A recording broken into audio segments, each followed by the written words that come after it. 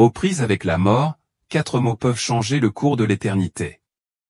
Tel est le témoignage audacieux de l'homme que nous vous présentons aujourd'hui, un athée qui croyait qu'aucune force ne pourrait le sauver lorsque sa vie lui échappait. Pourtant, lorsque son âme a plongé dans un abîme terrifiant, Dieu est venu le libérer. Après avoir prononcé ces 4 mots, quel était-il? Restez jusqu'à la fin pour découvrir pourquoi Dieu a sauvé un homme qu'il avait rejeté. Commentez avec votre nom et votre ville pour affirmer votre foi, et nous vous élèverons dans la prière devant le Seigneur.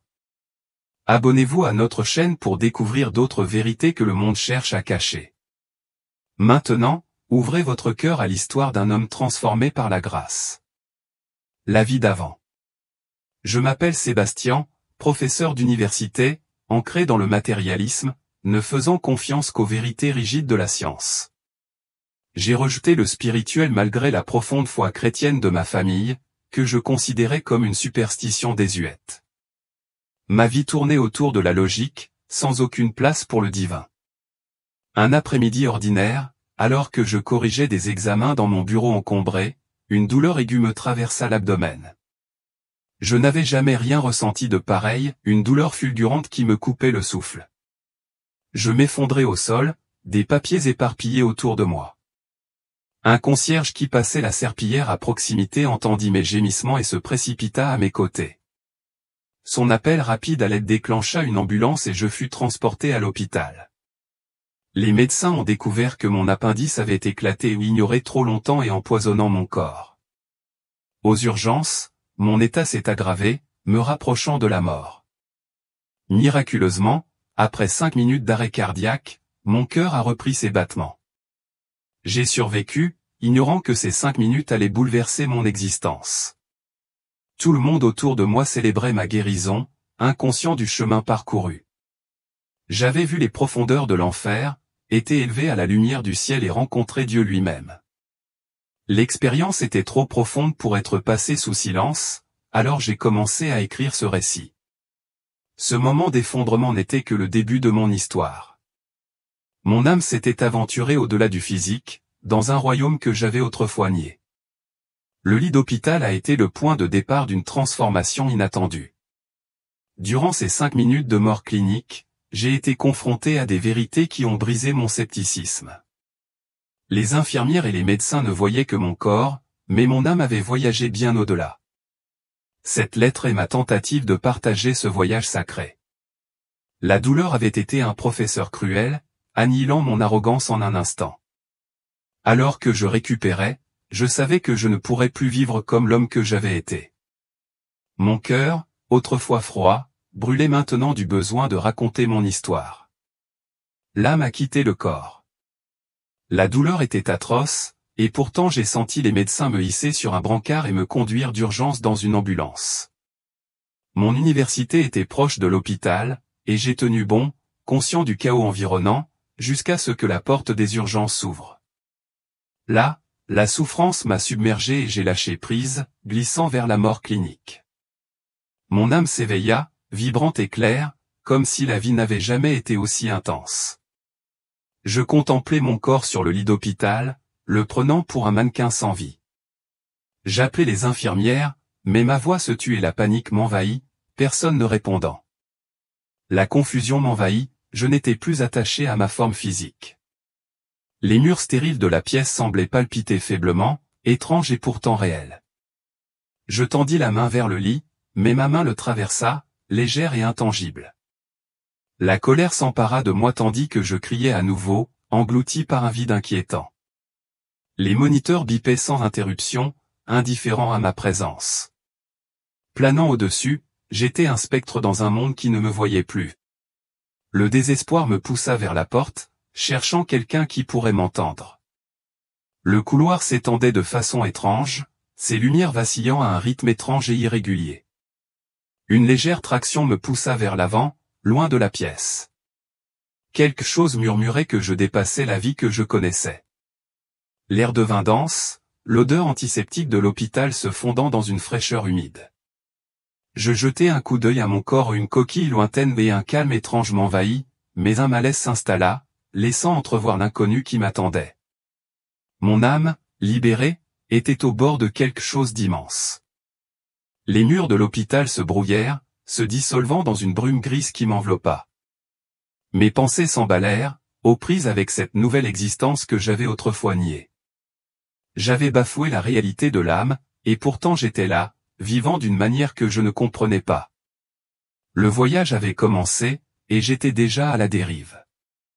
Tandis que le brouillard s'épaississait, la réalité semblait se courber, m'entraînant toujours plus profondément dans l'inconnu. La peur se mêlait à la curiosité où chaque pas était une soumission à des forces qui m'échappaient. Je n'étais plus le sceptique que j'avais été, j'étais une âme vulnérable et exposée. Ce qui m'attendait était un mystère auquel je ne pouvais échapper. Alors que les dernières traces de l'hôpital s'estompaient, une voix m'appela dans la brume grise. L'appel des ténèbres.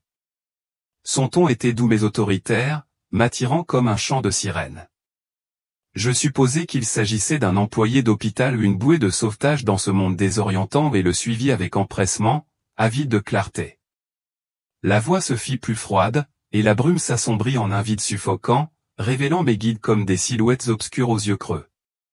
Ce n'étaient pas des âmes humaines, mais des esprits malveillants, leurs formes se tordant comme de la fumée, leur rire comme une lame contre mon esprit. Ils me narguaient, non pas parce que je reniais Dieu, mais parce que je manquais de protection en ce royaume.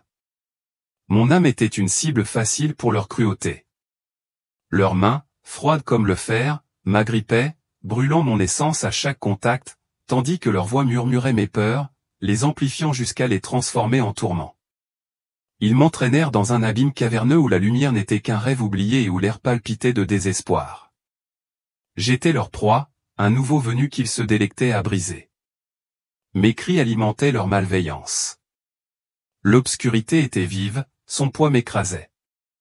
Tandis que les esprits tournoyaient, leurs formes se métamorphosant en des formes grotesques, ils évoquaient des visions de ma vie, transformant des instants d'orgueil en accusations qui me brûlaient l'âme. Chaque attaque était une blessure calculée destinée à démanteler mon identité. J'essayais de résister, mais ma force ne résistait pas à leur assaut incessant. Leur tourment s'intensifiait, comme s'ils sentaient ma détermination faiblir. Ils s'accrochaient à mes souvenirs, me forçant à revivre mes échecs avec une précision saisissante. Chaque scène était une nouvelle agonie. Mon âme brûlait non pas de feu, mais de honte qu'ils amplifiaient. Je me noyais dans leur haine, mon essence s'effilochant sous leur cruauté incessante. Les esprits se moquaient de mes certitudes scientifiques, leur voix formant un chœur de dérision qui résonnait dans le vide. Ils ont transformé les ténèbres en chaînes, me ligotant et déchirant mon esprit. Je me sentais m'évanouir, ma conscience de moi-même s'évanouir. L'abîme n'offrait aucune issue, seulement la promesse d'une souffrance éternelle. Alors que je m'enfonçais plus profondément, un nouveau tourment surgit, il me forçait à voir d'autres prisonniers de ce royaume, leurs visages déformés par l'agonie, leurs cris mêlés aux miens ou une symphonie de désespoir qui me bouleversa jusqu'au plus profond de moi-même. J'ai compris que ce n'était pas une punition temporaire, c'était un lieu de tourment sans fin. Mon cœur ou ce qu'il en restait implorait la délivrance, mais rien ne venait. Les attaques des esprits devenaient plus intimes, sondant mes plus profondes insécurités. Ils me montraient mes élèves, le visage empli de déception, et ma famille, dont les prières restaient sans réponse à cause de ma froideur. Chaque vision était un poignard qui s'enfonçait dans des blessures que j'avais ignorées de mon vivant. J'étais impuissante mon âme, toile de leur cruauté. Le temps perdait son sens, chaque instant se transformait en une éternité de douleur.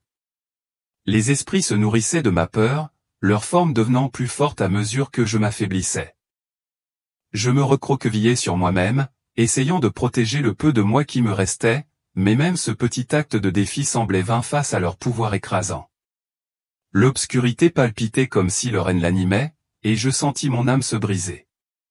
Ils murmuraient que j'appartenais à cet endroit, que tel était mon destin après une vie d'arrogance.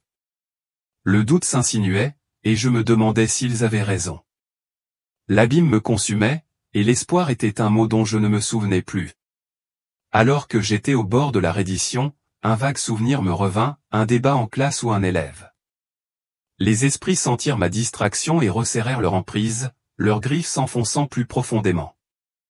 Mais ce souvenir, aussi fragile fut-il, devint une bouée de sauvetage. C'était la première fissure dans l'obscurité, un murmure de quelque chose au-delà de ce cauchemar. Le premier murmure sacré. Au plus profond de mon tourment, là où les ténèbres semblaient étouffer mon âme, une voix perça douce mais inébranlable m'exhortant à prier Dieu. En tant qu'athée, je reculai, mon esprit qualifia cela d'illusion née du désespoir, de piège d'un esprit brisé. Pourtant, la voix persista, sa chaleur contrastant fortement avec la malice glaciale des esprits qui me griffaient. Leurs attaques incessantes se multiplièrent, et je compris que je n'avais plus rien à perdre dans cet abîme suffocant. Mon scepticisme, une forteresse que j'avais bâtie au fil des décennies, résistait à l'appel de la voix, mais la douleur était une marée inexorable qui me poussait à capituler. Je fouillais dans mes souvenirs, m'accrochant à une prière que ma mère m'avait apprise il y a longtemps, « Le Seigneur est mon berger ». Je la murmurais, ma voix était à peine audible. Je sentais les esprits s'immobiliser, leur fureur perturbée comme frappée par une force invisible. Leur hésitation fut fugace, ils se replièrent avec une sauvagerie renouvelée, comme si mes paroles avaient attisé leur colère. Je répétais la prière, ma voix tremblante trouvant force à chaque syllabe. Les esprits hurlèrent, leurs ombres vacillant comme des bougies prises dans la tempête. La prière devint un bouclier fragile au son pouvoir réel et pourtant ténu retenant leur assaut un instant. Je m'y accrochai, sentant que c'était mon seul ancrage dans cette mer infinie de ténèbres. Leur rage s'intensifia, leurs voix transformèrent ma prière en un chant moqueur, chaque mot dégoulinant de venin. Pourtant, chaque récitation affaiblissait leur emprise, comme si elle détenait une autorité divine qu'ils ne pouvaient défier pleinement. La voix sainte, désormais plus claire, m'exhorta à persévérer, sa présence, une force tranquille au milieu du chaos, une étincelle d'espoir s'allumait en moi. C'était le premier espoir que je ressentais depuis mon immersion dans ce cauchemar. Les esprits changèrent d'approche, murmurant des doutes pour saper ma nouvelle détermination. Ils ricanaient, qualifiant ma prière de geste creux, dénué de sens dans leur domaine de désespoir. Je vacillais, mon esprit vacillant au bord de la reddition, mais la voix sainte se fit insistante, promettant protection. La détermination s'empara de moi et je priai de nouveau, ma conviction telle une flamme contre le froid. L'obscurité recula, son poids oppressant se soulevant légèrement, comme effrayé par mes paroles. Les formes des esprits se brouillèrent, leurs formes autrefois solides se dissolvant sur les bords, leur pouvoir déclina. Je sentis une bataille se dérouler non seulement pour mon âme, mais aussi pour ma volonté de résister. Ma prière n'était plus un lointain souvenir, c'était une arme forgée dans le feu du désespoir et d'une foi fervente. Leurs attaques devinrent frénétiques, comme s'ils sentaient leur domination leur échapper. Des fissures apparurent dans l'abîme de faibles lueurs perçant le vide suffocant telles des étoiles dans une nuit sans lune. La voix sacrée s'amplifia, son rythme guidant ma prière et apaisant mon esprit tremblant. Je n'étais plus seul, et cette prise de conscience alimenta ma résistance, me poussant à lutter plus fort. Les cris des esprits atteignirent un crescendo assourdissant, leurs formes se tordant comme brûlées par mes paroles. Mon âme, meurtrie mais intacte, commença à ressentir une lueur de plénitude, comme si la prière me recousait. L'obscurité palpitait, ses fondations tremblant sous le poids de ma détermination grandissante. J'avançais, chaque mot étant un pas vers le salut, un pont vers quelque chose de plus grand que ce tourment. Leur assaut devint chaotique, les attaques coordonnées devinrent désespérées et décousues. La voix sacrée, devenue phare, perça leur cacophonie, m'exhortant à tenir bon. Je vis les yeux des esprits, autrefois emplis de malice, scintiller de peur. Ma prière anéantissait leur pouvoir, et je ressentis un élan de courage que je n'avais jamais connu. L'abîme lui-même gémit, ses parois frémirent, comme incapables de contenir la lumière que mes paroles invoquaient. Les esprits me griffèrent une dernière fois, leur contact s'affaiblissant, leur voix se transformant en écho. Je me redressai, mon âme ne se contractant plus sous leur poids. La voix sacrée me guida à travers le chaos vers un espoir lointain. Je me suis souvenu du visage de ma mère, ses mains jointes en prière, m'enseignant ces paroles sacrées dans notre cuisine silencieuse. Ce souvenir m'a fortifié, enracinant mon âme dans une vérité que j'avais longtemps rejetée.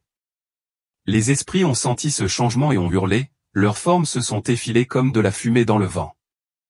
Ma prière est devenue un chant, sa mélodie s'élevant au-dessus de leur discorde, me rapprochant de la délivrance. L'obscurité a commencé à se fissurer, son emprise oppressante se relâchant tandis que la lumière filtrait par les fissures. La voix sacrée parla de nouveau, douce et impérieuse, me promettant que je n'étais pas abandonné. Je ressentis une connexion avec quelque chose d'éternel, une puissance qui transcendait l'abîme. Mon âme, autrefois perdue, retrouvait son chemin, guidée par la prière que j'avais jadis rejetée. Les formes des esprits s'affaiblirent, leurs cris se réduisirent à des murmures. Alors que ma prière s'intensifiait, je vis leurs formes se dissoudre, leur malice incapable de me retenir. La voix sacrée se transforma en chœur, emplissant le vide d'une chaleur qui chassait le froid. Je n'étais plus leur victime, j'étais une âme reprenant ses forces, prête pour la prochaine étape de ce combat divin. Quand le tourment atteignit son paroxysme insupportable et que chaque recoin de mon âme se sentit écrasé par le désespoir, je criai de toutes mes forces, « Jésus, sauve-moi !» J'ai crié dans l'obscurité étouffante, encore et encore, jusqu'à ce que la dernière syllabe me soit arrachée de la gorge, telle une bouée de sauvetage lancée vers l'éternité. Pendant un bref instant, rien ne répondit. Le silence s'épaissit et les ombres s'épaissirent, je crus que tout était perdu. Puis soudain, une splendeur jaillit devant moi, perçant l'abîme comme un éclair dans un ciel orageux. L'obscurité recula, et le poids qui m'étouffait commença à se dissiper.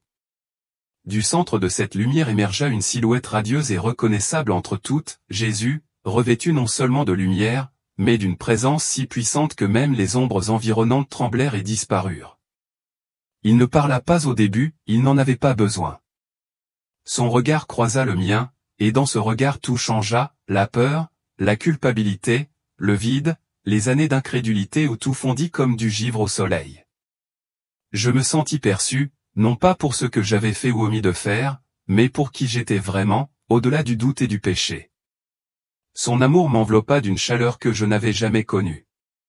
Mon âme, brisée et souillée, fut élevée dans un état de plénitude et d'amour. Il me tendit la main, et je la saisis sans hésiter. Au moment où nos doigts se touchèrent, une vague de paix m'envahit. Les esprits tourmenteurs disparurent en un instant, dispersés par sa présence comme des feuilles dans une tempête, leurs cris perçants furent noyés dans le silence de son autorité. Je pus respirer à nouveau non pas avec mes poumons, mais avec mon âme comme si je venais de renaître. Il m'a tiré du gouffre avec une douceur qui m'a stupéfié, et pourtant chacun de ses mouvements était empreint d'une puissance divine. En me relevant, j'ai senti les restes de l'enfer glisser sur moi comme la boue emportée par un fleuve de miséricorde. L'agonie qui m'avait saisi quelques instants plus tôt a été remplacée par une joie indicible, non seulement un soulagement de la souffrance, mais la découverte que l'amour lui-même était venu me chercher, même si je n'y avais pas cru. La lumière autour de nous s'étendait, repoussant l'abîme toujours plus loin. Je regardais son visage et je voyais l'éternité incarnée. Il n'y avait pas de mots pour décrire sa beauté non seulement en apparence, mais aussi en essence, une beauté qui rend tout le reste faux, ôtant tous les masques pour révéler l'âme telle qu'elle est. Pourtant, aucune condamnation ne transparaissait dans son regard, seulement une tendresse féroce et sainte. Nous avancions vers le haut, sans elle ni marche, seule la lumière nous portait, comme une musique porte une chanson. J'étais entouré de quelque chose de plus réel que le monde que j'avais connu. Le temps ralentissait, s'accélérait, puis semblait s'arrêter complètement, je ne percevais plus que lui. Sa main ne lâchait jamais la mienne, forte mais bienveillante, comme un père guidant son enfant en territoire inconnu. En contrebas, je percevais les vestiges de l'endroit d'où j'étais venu, mais il ne pouvait plus m'atteindre. Sa lumière me protégeait, et même mes souvenirs de tourments commençaient à s'estomper. À la place, je voyais d'autres âmes lointaines et pourtant proches, certaines attirées vers le ciel comme moi, d'autres perdues dans la confusion ou le désespoir. Pourtant, en sa présence, il n'y avait pas de place pour la peur, seulement pour la confiance. Il prononça mon nom, non pas à voix haute, mais directement dans mon esprit. Se sont guéris quelque chose d'ancien en moi, quelque chose dont j'ignorais l'existence. Je me sentais comme un fils rentrant chez lui après une vie d'exil. Je n'étais pas seulement sauvé, j'étais réclamé. Alors que nous montions, une multitude de silhouettes scintillantes apparurent autour de nous ou des anges, peut-être silencieuses et emplies de révérence. Leur présence ne me distrayait pas, Jésus restait au centre. Toute lumière autour de nous venait de lui, et tout en moi s'attachait à lui. J'ai baissé les yeux une dernière fois, non pas par peur, mais par admiration. L'obscurité dans laquelle j'étais enfermé me semblait infime, comme un rêve s'évanouissant à l'aube. J'ai réalisé qu'elle n'avait plus aucun pouvoir sur moi, depuis que j'avais crié son nom. Ce cri avait déchiré le voile entre le ciel et la terre, me mettant face à face avec le Dieu vivant.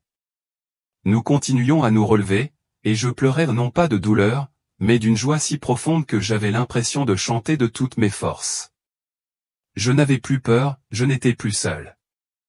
J'étais dans les bras de celui qui m'avait créé, de celui qui était mort pour moi et de celui qui m'avait exaucé dans l'abîme.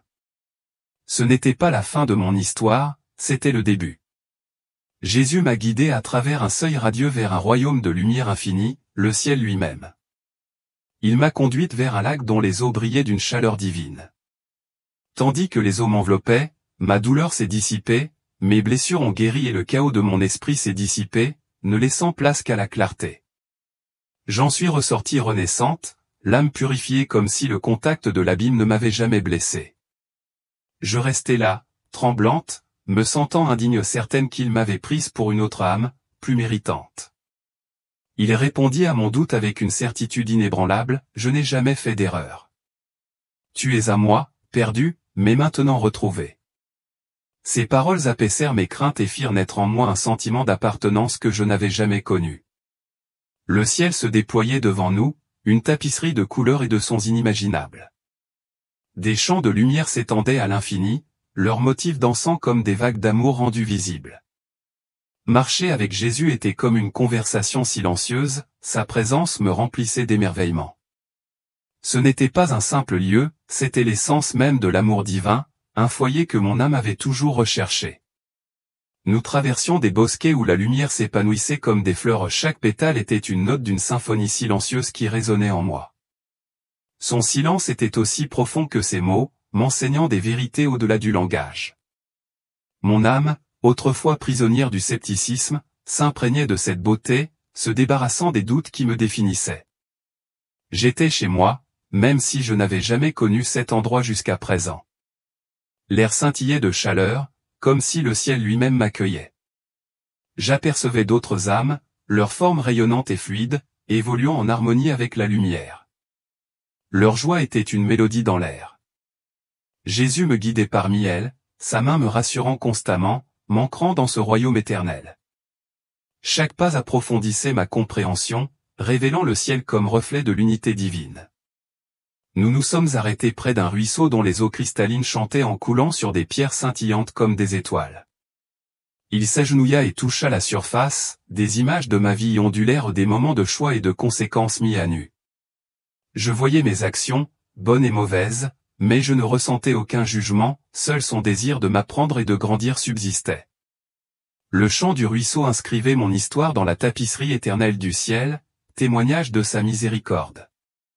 La lumière du ciel s'intensifia, révélant des structures qui n'étaient pas des bâtiments, mais des expressions vivantes de la volonté divine, se transformant pour refléter les âmes qui les habitaient. Le ciel était un royaume de possibilités infinies, façonné par la créativité sans limite de l'amour. Mon esprit, autrefois confiné par la logique, s'est élargi pour accueillir cette vérité, s'émerveillant de sa complexité. Chaque révélation était un cadeau, transformant ma compréhension de l'existence. Bien que j'aspirais à rester et à me perdre dans cette lumière pour toujours, son regard laissait entrevoir un appel que je ne pouvais ignorer. Mon âme, désormais animée d'un but, était prête à le suivre. Nous avons traversé une prairie où la lumière pulsait comme un battement de cœur, chaque vague portant des murmures de vérités éternelles. J'ai vu des âmes danser une célébration de l'amour divin et j'ai ressenti le désir de les rejoindre. Jésus a souri, m'assurant que ma place parmi elles était assurée.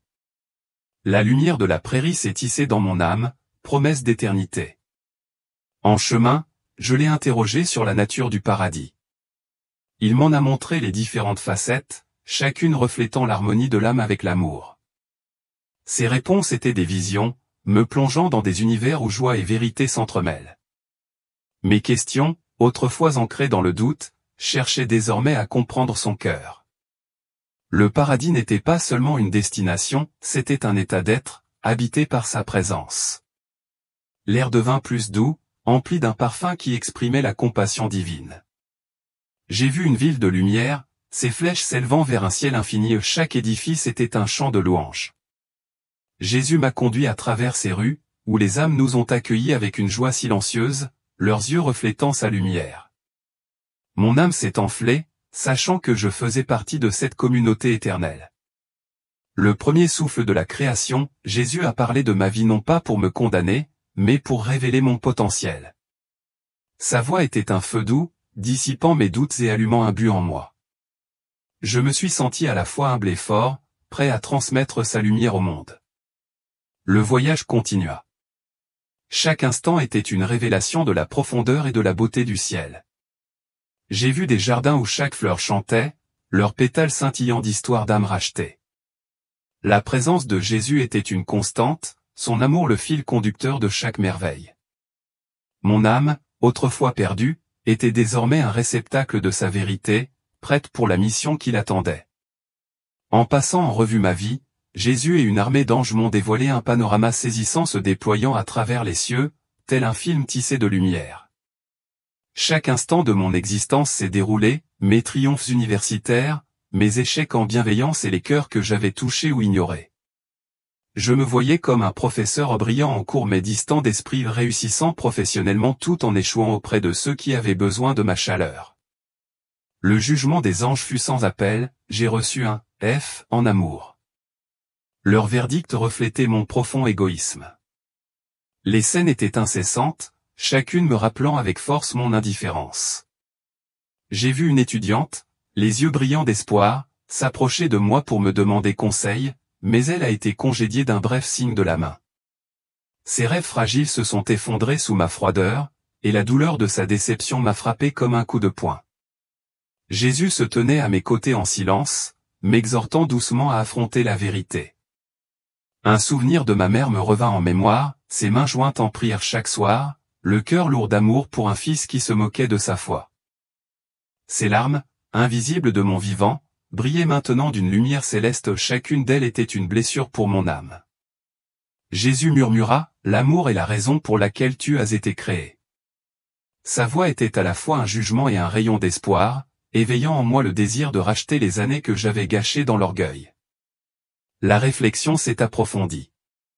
J'ai vu des paroles de bonté que j'avais enfouies, des silences cruels que j'avais brandis comme des armes. Chaque scène était une leçon sur la façon dont mes actions se répercutaient sur la vie des autres, laissant des traces de joie ou de douleur. J'aspirais à guérir les blessures que j'avais infligées par négligence.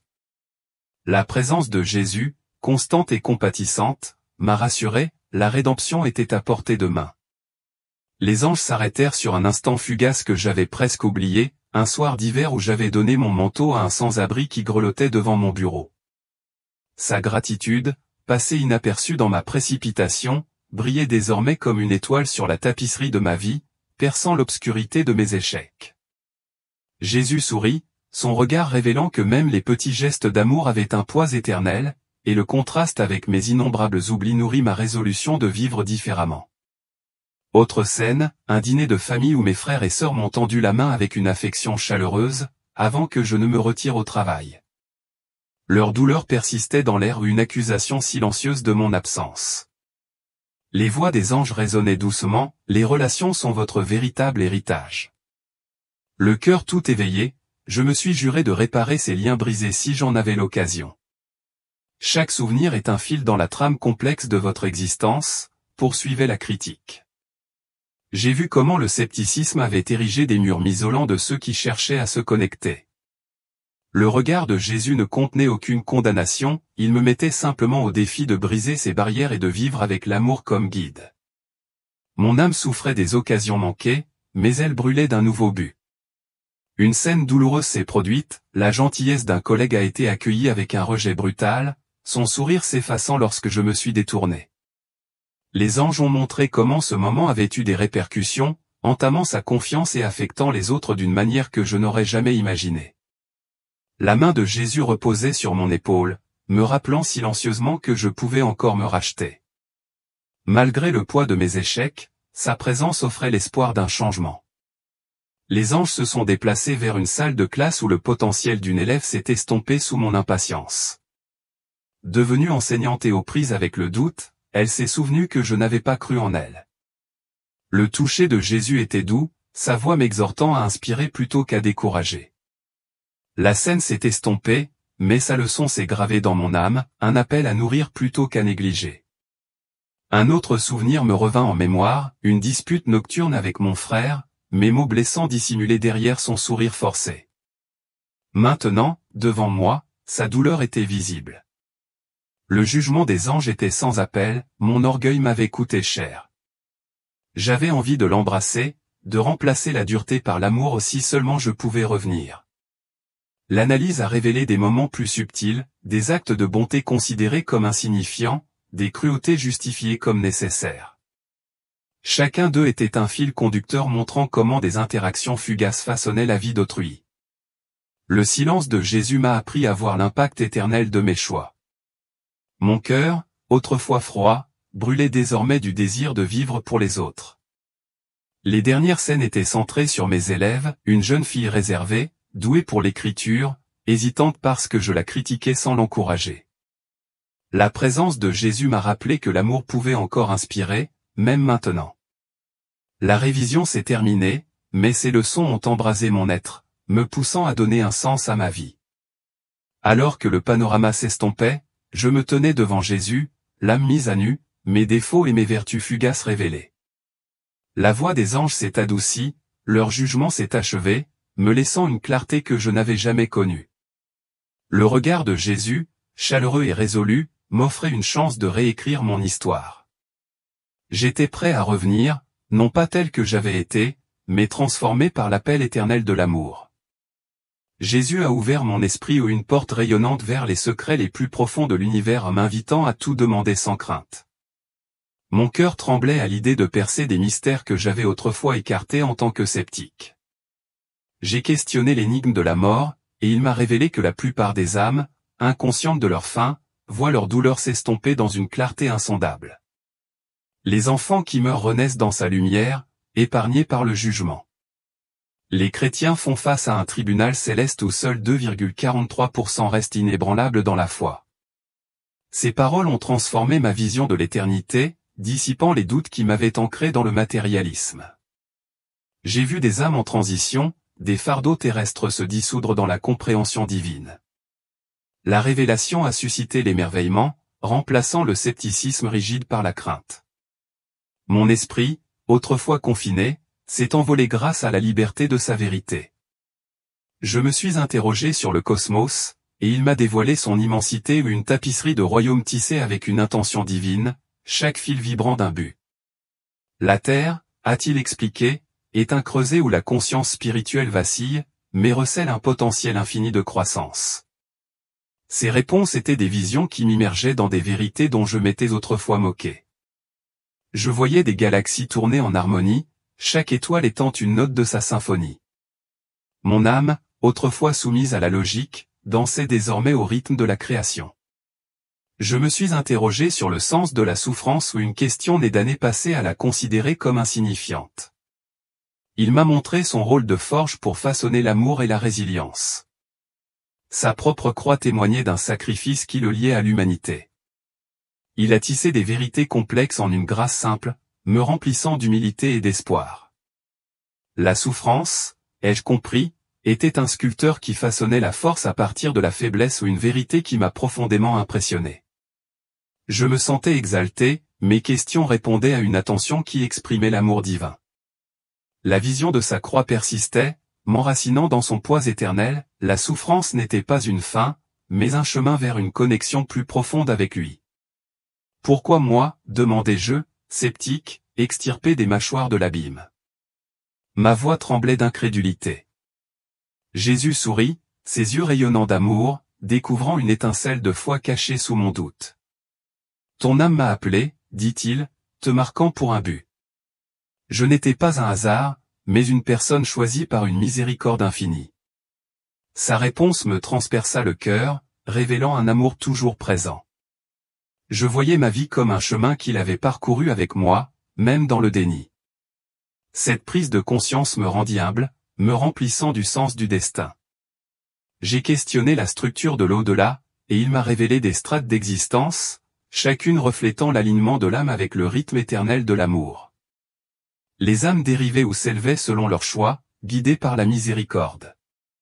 La vision était bouleversante, mais sa présence la rendait claire. J'ai vu ma place dans cette danse cosmique, tissée dans son tout divin. L'au-delà se déployait telle une carte céleste, des royaumes vibrants de sens. Les âmes évoluaient à travers les plaines, certaines s'élevant, d'autres s'attardant, mais toutes à sa portée. Sa miséricorde était un courant guidant chacune vers la rédemption. Mon cœur se gonflait à l'idée de faire partie de cet ordre divin.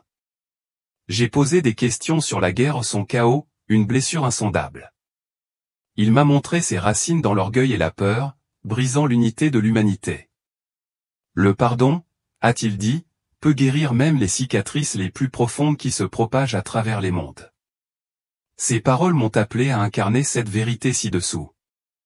La vision des cicatrices de la guerre, champ de bataille et cœur brisé où était éclipsé par la promesse du pardon, un seul acte de grâce pouvait changer le destin. Mon âme s'est enrichie de sagesse, avide de semer la paix.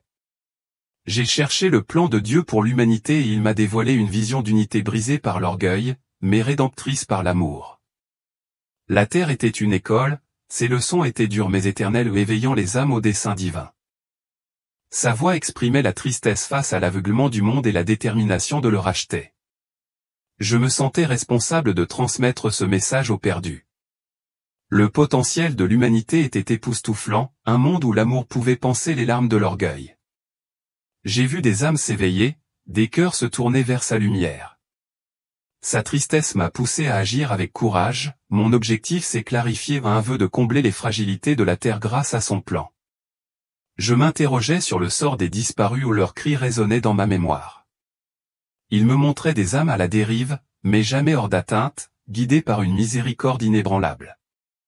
Sa vision était une tapisserie d'espoir, chaque âme un fil qu'il désirait tisser dans son étreinte. Mon cœur se serrait, jurant d'être la voix de son amour. Les disparus apparaissaient, le visage marqué par le désir, mais sa lumière les poursuivait sans relâche. Sa miséricorde était un fleuve coulant vers les recoins les plus sombres.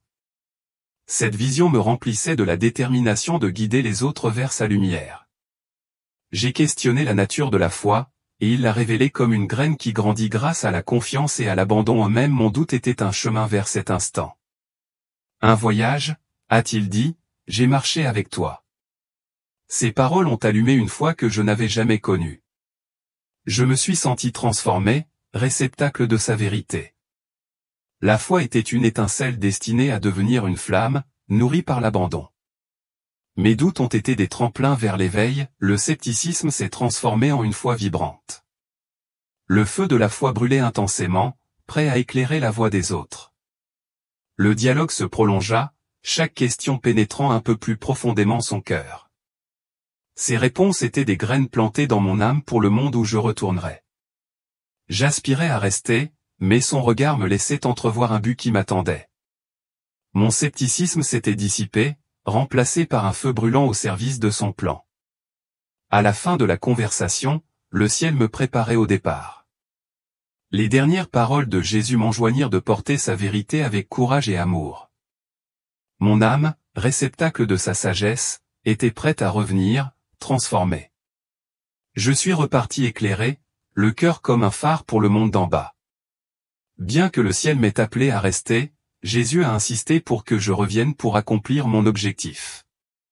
Je me suis réveillé à l'hôpital, le corps fragile, mais l'esprit vivant, animé d'une foi retrouvée. Un jeune homme habillé en médecin, aux cheveux blonds, m'a réconforté. Sa voix m'a assuré que j'étais en sécurité avant de disparaître. L'infirmière a juré qu'aucune silhouette de ce genre n'était entrée, et j'ai su qu'il s'agissait d'un ange envoyé pour confirmer la vérité de mon voyage.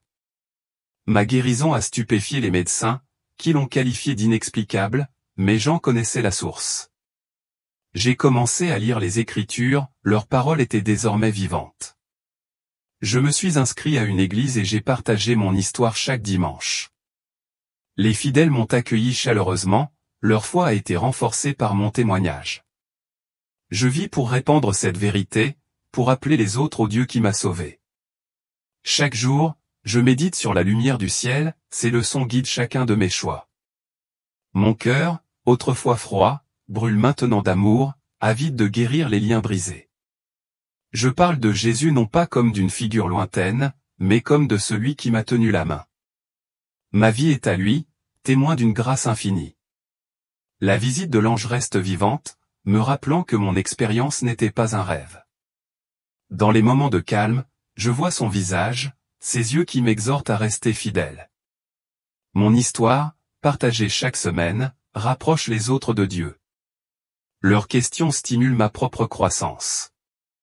Je ne suis plus l'athée que j'étais, je suis un messager d'espoir. Je me rends sur la tombe de ma mère, je prie pour elle et je la remercie pour la foi qui m'a sauvé. Son souvenir nourrit ma mission, un pont vers ma famille, que j'embrasse désormais. Chaque sermon que je prononce est un pas vers la rédemption, une chance de vivre comme Jésus l'a enseigné. L'Église est devenue mon foyer, ses fidèles ma famille. Aujourd'hui, c'est différent, mais le défi réside dans les occasions de manifester de l'amour. J'enseigne à mes élèves avec patience, leur croissance est le reflet de la mienne. Mon histoire, autrefois secrète, est désormais une lumière pour les autres, sa vérité est indéniable. L'appel de Jésus est mon guide, et je le mène avec une foi inébranlable. Le témoignage de Sébastien est terminé, mais son message demeure, la seule certitude, le seul salut, c'est Dieu. La transformation spirituelle est simple, il suffit de l'appeler par son nom. Partagez vos réflexions dans les commentaires et discutons ensemble de la puissance de son amour. Vous êtes-vous déjà demandé comment vous échapperiez si un jour vous tombiez en enfer?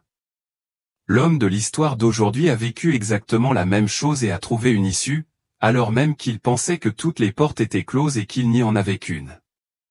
Alors, qu'est-ce qui l'a sauvé de cette réalité obsédante? C'est l'une des histoires les plus terrifiantes et les plus captivantes que j'ai jamais entendues. Mais je vous le dis tout de suite, si vous êtes timoré ou facilement effrayé, vous devriez peut-être vous arrêter ici. Si vous êtes prêt, regardez jusqu'au bout, car la vérité révélée par cette histoire pourrait bien être celle qui sauvera votre âme, à cet instant précis. Vous regardez histoires bibliques éternelles, où de véritables expériences de mort imminente sont partagées pour éveiller la foi et illuminer l'âme. Si vous n'êtes pas encore abonné, cliquez sur le bouton « S'abonner » et n'oubliez pas de commenter et de nous indiquer de quelle ville vous regardez l'émission. En vous exprimant, vous montrez à Dieu que vous êtes prêt à recevoir sa bénédiction. Écoutons maintenant son témoignage. Je m'appelle Justine Harper. J'ai 59 ans et je vis dans le Shropshire, une paisible campagne de l'ouest de l'Angleterre. Ma mère est décédée d'un cancer alors que j'avais seulement 12 ans, et à partir de ce moment-là, tout a commencé à s'écrouler. Mon père s'est noyé dans l'alcool, j'ai donc grandi avec un sentiment constant d'abandon, comme une ombre pâle flottant dans une maison froide, sans rire. Ces années d'enfance ont laissé en moi un profond vide, que j'ai toujours essayé de combler par le silence. Puis j'ai rencontré Hélène, ma femme, celle qui m'a tiré d'affaire. Nous nous sommes mariés, à la naissance de notre premier fils, j'ai cru que Dieu avait enfin fait preuve de miséricorde envers moi. Cette petite famille était ce que j'avais de plus précieux, le seul espoir qui me maintenait debout dans une vie mouvementée. Pendant de nombreuses années, j'ai travaillé comme comptable pour une petite entreprise de construction, juste de quoi subvenir aux besoins de ma famille et vivre simplement. Ce n'était pas une vie idéale, mais pour moi, c'était déjà un miracle. Je pensais que ce sombre passé s'était enfin estompé. Mais tout s'est effondré sur un simple coup de fil. Ce jour-là, lorsque j'ai décroché le téléphone et entendu la voix d'un policier m'annoncer la nouvelle, j'ai encore pensé qu'il s'agissait d'une erreur. Mais non, il a confirmé que mon fils, mon dernier espoir, était mort dans un accident de voiture. Il n'avait que 19 ans. À partir de ce jour, ma femme s'est éloignée et a fini par partir sans un mot de reproche. Je n'avais plus la force de la retenir ni la volonté de me concentrer sur mon travail. Après avoir perdu mon fils, ma famille et mon emploi, plus rien ne m'importait. Je restais planté devant le miroir, à me regarder dans les yeux, incapable de reconnaître l'homme qui me regardait. La dépression me rongeait jour après jour, heure après heure. J'ai commencé à penser que la mort était peut-être la seule chose qui pourrait me libérer de la douleur sourde qui me brûlait la poitrine. Puis, par un froid après-midi d'hiver, alors que j'essayais de réchauffer une soupe dans la cuisine vide, j'ai soudain eu l'impression que ma poitrine était écrasée. Ma respiration s'est accélérée et tout autour de moi s'est assombri. Je me suis effondré au sol et mon cœur a cessé de battre. Mais ma conscience ne s'est pas évanouie dans le néant, elle a été entraînée là où je n'avais jamais imaginé, un monde plongé dans les ténèbres où tout espoir était anéanti. À partir de cet instant, mon voyage au-delà de la mort a commencé. Au début, tout était noir. Je ne voyais ni n'entendais rien. Une seule sensation, je tombais. Mais ce n'était pas le genre de chute qu'on vit en rêve et qui nous réveille en sursaut. Non, j'étais tiré vers le bas. Une force lourde, invisible, froide comme la glace, m'entraînait vers un endroit où mon instinct me criait de ne jamais aller. Ce sentiment est impossible à décrire avec des mots, comme si une main géante de ténèbres saisissait mon âme, la serrant fort et la plongeant dans un abîme insondable. Autour de moi, un silence de mort régnait, non pas le silence paisible, mais celui des lieux depuis longtemps oubliés par la vie. Je n'avais aucune idée du temps écoulé depuis ma chute. Le temps ici ne ressemblait à aucun concept que j'avais jamais connu, tout s'éternisait, comme si je tombais depuis des heures ou des siècles. Puis un paysage apparut, non pas de la lumière, mais une terre sombre et désolée, vide de tout signe de vie. Le sol sous mes pieds était glacial, recouvert d'une poussière grise comme de la cendre. Au-dessus de moi, le ciel était dépourvu de lune et d'étoiles, juste une épaisse couche de nuages d'un rouge profond tourbillonnant dans un épais brouillard. L'air était lourd, imprégné d'une odeur de métal brûlé et de décomposition. Même sans poumons, je la sentais encore me transpercer l'âme. Ce qui me glaçait le plus, c'étaient les nuages rouges. Ils ne ressemblaient à rien de ce que j'avais jamais vu. Ils flottaient sur place, se déplaçant avec une sorte de conscience ou se tordant en forme déformée comme s'ils gémissaient de douleur et ils m'observaient, non pas avec des yeux, mais avec un étrange sens de la perception, comme s'ils scrutaient mes secrets les plus sombres. Je ne savais pas ce qu'ils étaient, mais une chose était sûre, ils étaient vivants et ils me connaissaient. Au début, je ne savais pas où j'étais, ni même si l'on pouvait appeler cela un lieu. J'avais l'impression de me trouver dans le cimetière des âmes qui ne trouveraient jamais le repos non pas parce qu'elles étaient prisonnières de l'extérieur, mais parce qu'elles s'étaient enfermées dans des prisons émotionnelles qu'elles n'avaient jamais osé affronter. Autour de moi, des nuages rouges planaient et se tordaient dans l'air, comme s'ils murmuraient dans une langue invisible. Puis j'ai réalisé que moi aussi je portais un tel nuage, tourbillonnant silencieusement au-dessus de ma tête, telle une ombre dont je ne pourrais jamais m'échapper. Plus tard, à mon retour, j'ai compris ce qu'étaient vraiment ces nuages. J'ai été entraîné dans le brouillard rouge, avançant en silence, jusqu'à ce qu'un premier son brise le silence, un cri, long, craquant et déchirant, comme si quelqu'un se faisait dépouiller de toute strate de son âme. Puis vint un deuxième cri, un troisième, un quatrième et bientôt, l'espace tout entier sembla gémir. Les cris résonnaient de toutes parts, comme si même le royaume des morts avait appris à craindre. Au milieu des cris, j'entendis autre chose, un grondement sourd et profond, comme si la terre elle-même grondait de rage. Je ne savais pas où j'allais jusqu'à ce qu'une immense grotte apparaisse devant moi.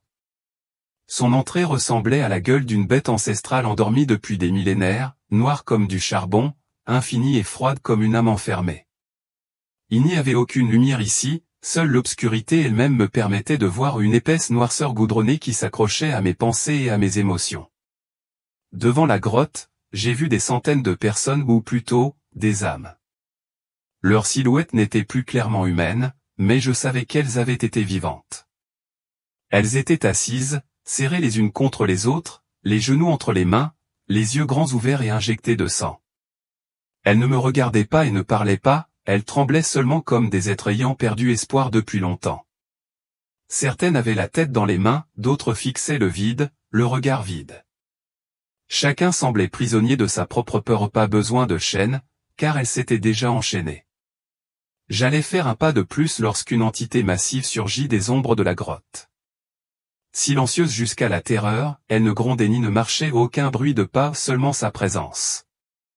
Si lourde que l'air autour d'elle semblait se rétracter d'effroi. Son corps tout entier était recouvert d'une peau noire et lisse comme du charbon calciné, avec des bras d'une longueur grotesque terminés par des griffes aussi acérées que des lames aiguisées pour transpercer les âmes. Elle n'avait pas de visage, juste un abîme béant à la place des yeux. Mais je savais qu'elle me voyait, je sentais son regard sans yeux transpercer mon cœur comme une lance invisible.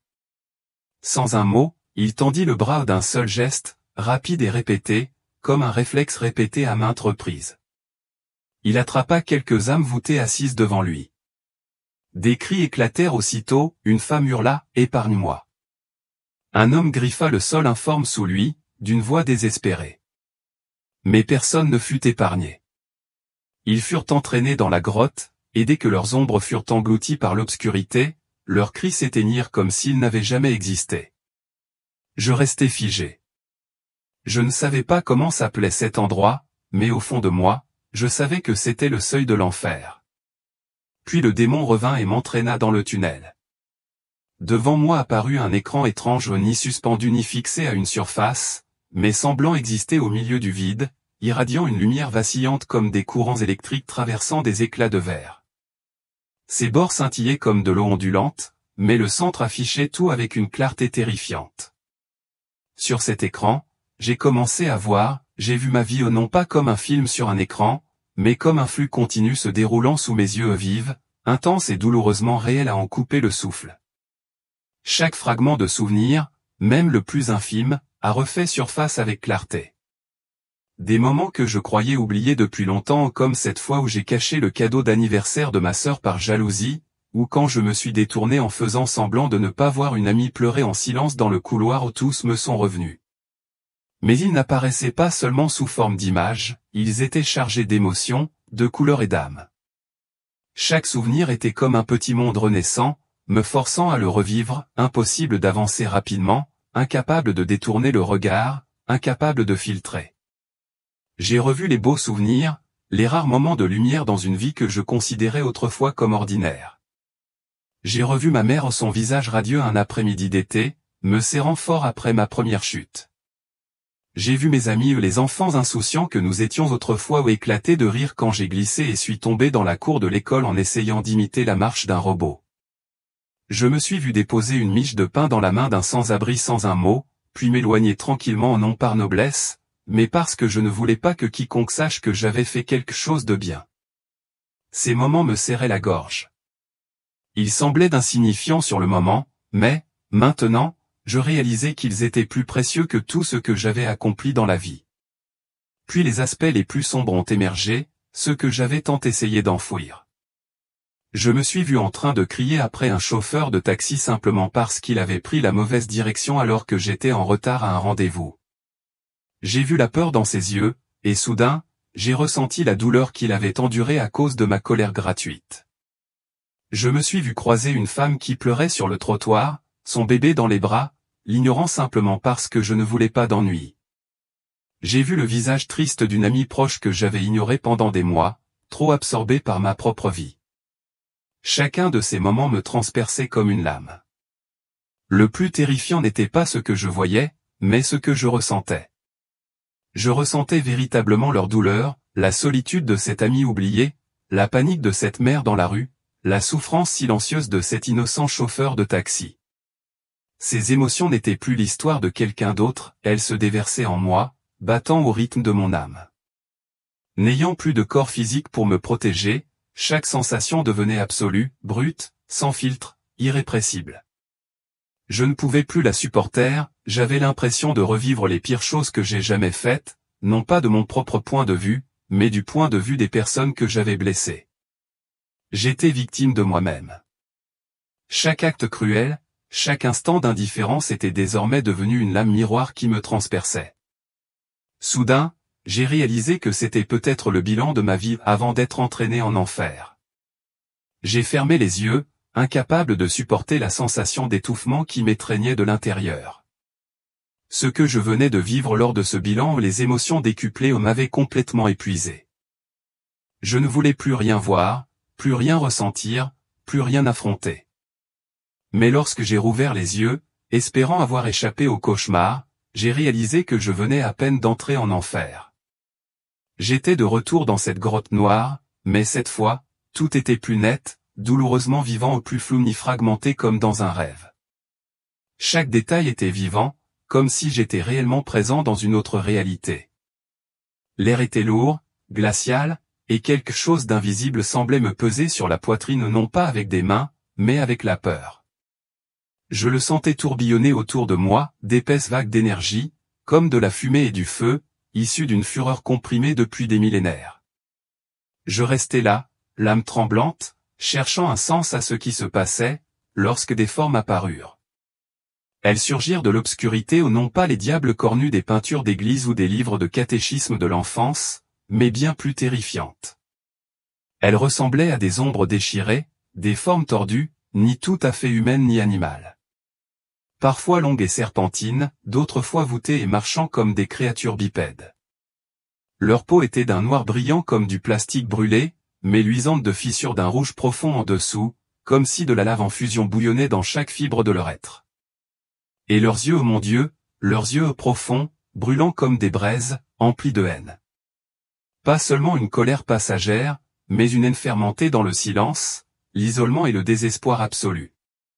Ils me regardaient comme si c'était moi qui devais désormais payer pour tout. L'un d'eux s'approcha. Il ne marchait pas physiquement, il flottait, glissant comme dans une autre dimension. Je sentis ma tête écrasée par une force invisible. Puis la voix retentit non pas de sa bouche, mais résonnant dans mon esprit non pas une phrase, mais des milliers de murmures à la fois, comme des échos du fond d'un gouffre, te souviens-tu?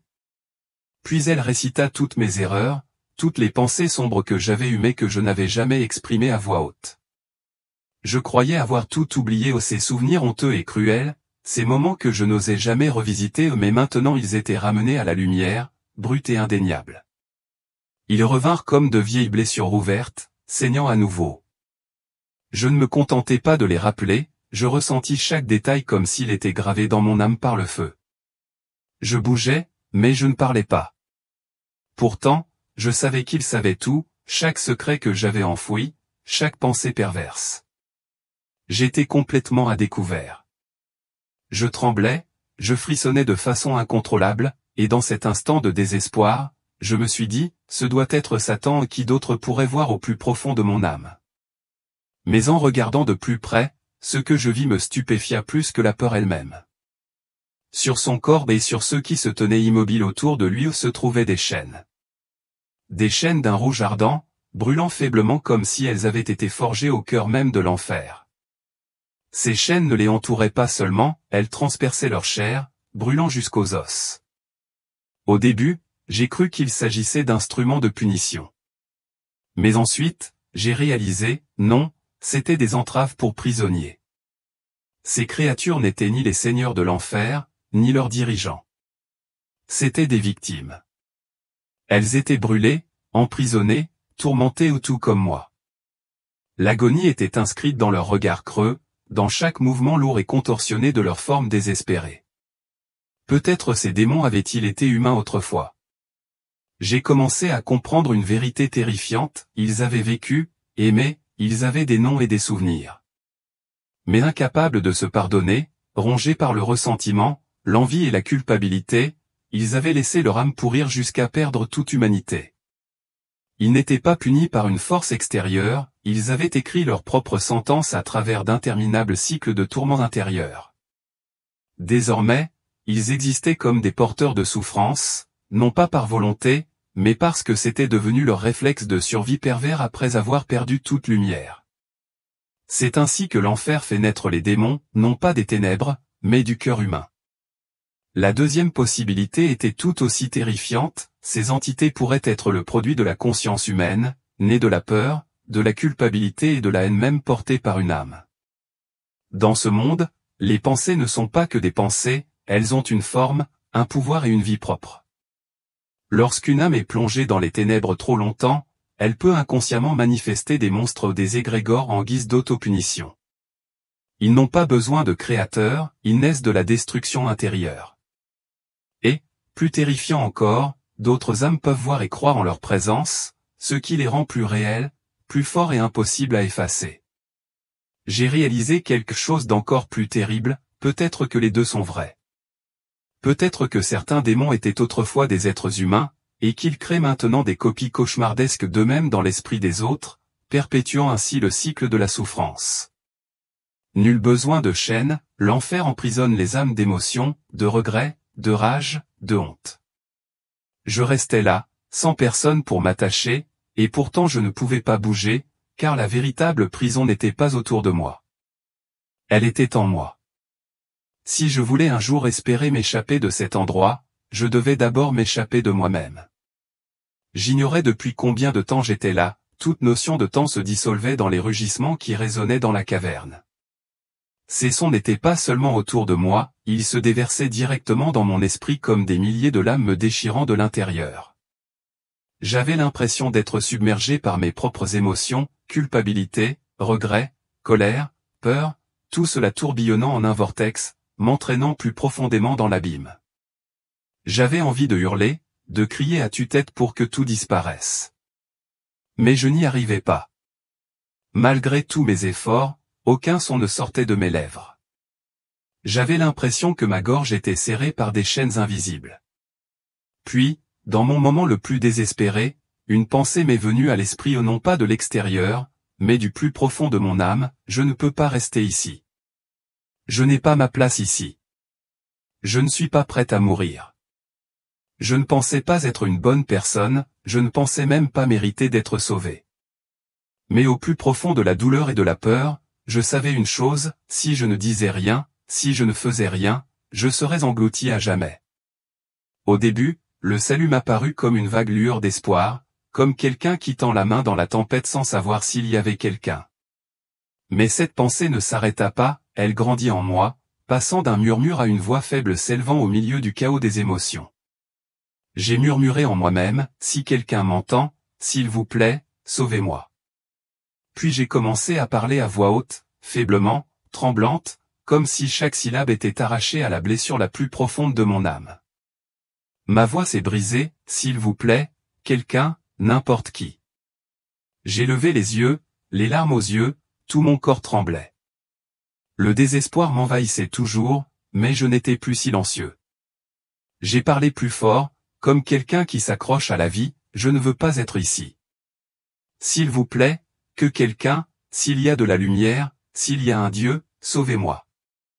Puis j'ai crié comme jamais auparavant de toutes mes forces, non seulement avec ma bouche, mais avec mon âme. Un cri qui a déchiré la nuit de l'au-delà, Dieu, sauve-moi. Plus tard, en relisant les Écritures, j'ai compris que ce que j'avais fait était exactement ce qui était promis, car quiconque invoquera le nom du Seigneur sera sauvé. Juste après cette supplication, l'espace autour de moi a semblé trembler. À travers l'épaisse brume rouge sang, un rayon de lumière dorée et chaude apparut au faible, fragile, mais indéniable. Il n'inonda pas l'obscurité de sa lumière, ni ne détruisit la terreur qui m'entourait, il resta simplement immobile, tel un témoin silencieux parmi les morts. Mais cette présence même fit hurler les entités qui m'entouraient. Elles reculèrent de peur, et je vis les chaînes en fusion qui entouraient leur corps se fissurer, petit à petit. Cette lumière n'était ni le feu, ni le soleil, c'était l'amour, la miséricorde, quelque chose que je n'avais jamais ressenti aussi clairement auparavant. Personne ne me touchait, et pourtant je me sentais embrassé. Un sentiment de pardon inconditionnel commença à s'infiltrer dans chaque recoin de mon âme. Du centre de cette lumière, 3 êtres se dirigèrent vers moi. Il n'y avait pas de halo aveuglant comme sur les peintures d'église. Leurs pas étaient silencieux, mais je sentais le monde spirituel sous moi trembler à chacun de leurs pas. Ils ne ressemblaient à aucun ange que j'avais imaginé, pas d'ailes, pas de robe blanche, pas de couronne scintillante. Au contraire, ils semblaient simples, presque humains, mais chaque trait semblait sculpté dans la lumière pure, non pas celle qui éblouit les yeux, mais celle qui réchauffe l'âme. Leurs yeux ne portaient aucun jugement, aucune accusation, seulement une compréhension si profonde que j'en ai pleuré dès que j'ai croisé leur regard. Le premier être, celui du milieu, semblait être le centre de ce pouvoir. Il s'avança vers moi, l'emmêture de lui. Lorsque nos regards se croisèrent, je ressentis une sensation indescriptible, il me connaissait pas seulement mon nom, mais tout ce que j'avais toujours tenté de cacher. Il connaissait les failles de mon âme, et il n'en avait pas peur. Il leva la main sans me toucher, la tenant simplement devant mon front et un flot de lumière, telle une eau cristalline, se déversa en moi. Je sentis les impuretés aux couches de culpabilité, de peur, de haine se dissiper comme la fumée au vent. Le deuxième se tenait à droite, plus petit, plus doux, rayonnant d'un calme étrange. Il ne parlait pas, il se penchait vers mon oreille et murmurait non pas avec une voix, mais avec un souffle spirituel. Je n'entendais pas de mots précis, mais mon cœur tremblait comme s'il s'éveillait. À cet instant, je compris, je n'étais pas qu'une âme perdue. J'avais un nom, un lieu, un but. Il m'appelait par mon vrai nom, celui dont seule mon âme se souvenait. Pour la première fois de ma vie, je me sentais non anonyme dans ce vaste univers. Le troisième se tenait derrière moi, majestueux et silencieux comme un mur de lumière entre moi et les entités hurlantes. Une à une, je vis ces ombres tordues hurler de terreur sous sa présence et reculer comme des bêtes sauvages aspergées d'eau bénite. Les chaînes en fusion qui entouraient leur corps commencèrent à se fissurer, émettant le bruit de la pierre se brisant sous la pression. Elles n'étaient pas vaincues par des armes, mais par une présence sacrée. Ils ne se sont pas battus, ils se sont simplement avancés, ont posé une main sur mon épaule, et à cet instant, j'ai senti qu'on m'arrachait d'un gouffre sans fond. Je ne sais pas s'il s'agissait d'anges ou de manifestations de la miséricorde divine. J'ignore pourquoi ils sont venus ou était-ce simplement parce que j'avais crié? Mais une chose est sûre, sans eux, je n'aurais pas pu m'échapper. La lumière qu'ils ont apportée n'a pas seulement dissipé les ténèbres qui m'entouraient, elle a atteint la partie de mon âme que je croyais morte, celle qui contenait le repentir. J'ai pleuré non pas de peur, mais parce que, pour la première fois depuis des années, je me sentais vraiment aimé. J'ouvris les yeux sous la lumière blanche et pâle de la chambre d'hôpital. L'odeur d'antiseptique, le bruit régulier du respirateur, furent les premières choses qui me revinrent à l'esprit. Le plafond était parsemé de fines taches de lumière fluorescente, tout était d'abord flou, comme dans un rêve. Puis je réalisai que j'étais allongé dans un lit d'hôpital. Mon cœur battait encore, ma respiration, bien que faible, était régulière. J'étais vivant. La pièce était silencieuse, seul le bip-bip du moniteur cardiaque me rappelait que le temps continuait d'avancer. Une infirmière était assise dans un coin, ses yeux me survolèrent avant de s'écarquiller de surprise en me voyant réveillé.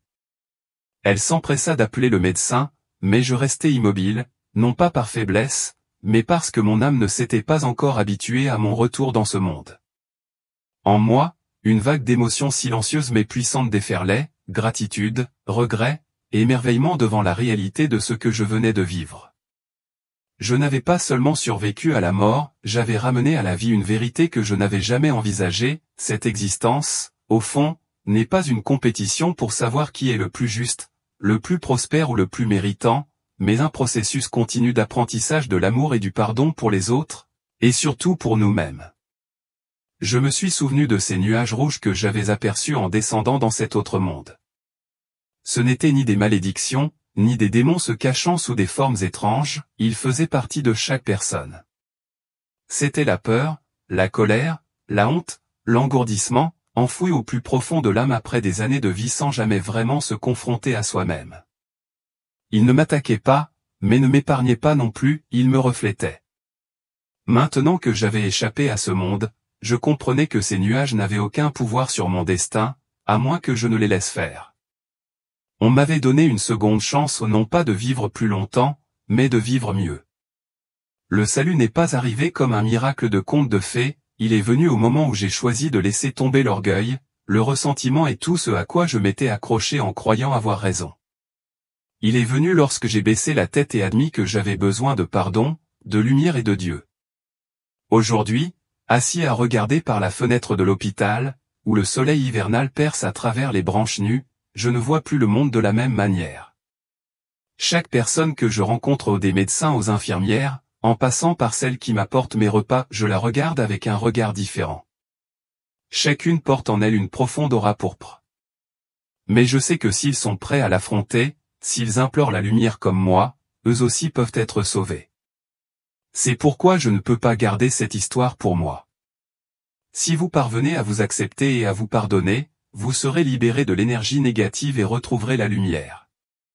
Mais si vous ne supportez pas la vérité, si vous ne parvenez pas à vous pardonner, si vous continuez à fuir, vous serez entraîné dans l'espace qui concentre toute l'énergie négative de l'humanité. Ce ne sont pas seulement les mauvaises choses qui sont montrées, les actes de gentillesse, l'amour et la compassion que vous avez manifestés apparaîtront également lors de votre bilan de vie. Lorsque vous aurez fait en sorte que quelqu'un se sente aimé, vous ressentirez la joie qu'il a ressentie grâce à vous. Vous valez plus que tout ce que vous possédez, ou plus que l'argent, plus que la célébrité, plus que tout ce que vous pourriez posséder. Vous êtes une créature précieuse aux yeux de Dieu, et il veut que vous le sachiez dès maintenant. Alors, ne renoncez pas à vous-même, où que vous soyez dans la vie ou à quel point vous vous sentez éloigné. Commencez à construire une relation avec lui dès aujourd'hui. Vous n'avez pas besoin d'être parfait, vous n'avez pas besoin d'avoir toutes les réponses, ouvrez simplement votre cœur et faites un petit pas vers lui. Saisissez cette opportunité. Vivez avec amour et espoir, car c'est ce qu'il a préparé pour vous. Si cette histoire vous a touché autant que moi, je vous invite à partager vos impressions dans les commentaires. Qu'est-ce qui vous a le plus touché? Quelqu'un vous a-t-il déjà porté à travers les ténèbres tout en cachant sa propre douleur? En commentant, vous ne faites pas que vous exprimer, vous rejoignez une communauté qui croit en l'espoir, la restauration et les secondes chances. Vos mots pourraient apporter le réconfort dont quelqu'un d'autre a besoin aujourd'hui. Et si ce n'est pas encore fait, abonnez-vous à Eternal Bible Stories, où de véritables expériences de mort imminente éveillent la foi et illuminent l'âme. Cliquez sur « J'aime » si ce message vous a interpellé et partagez cette histoire avec quelqu'un qui pourrait en avoir besoin.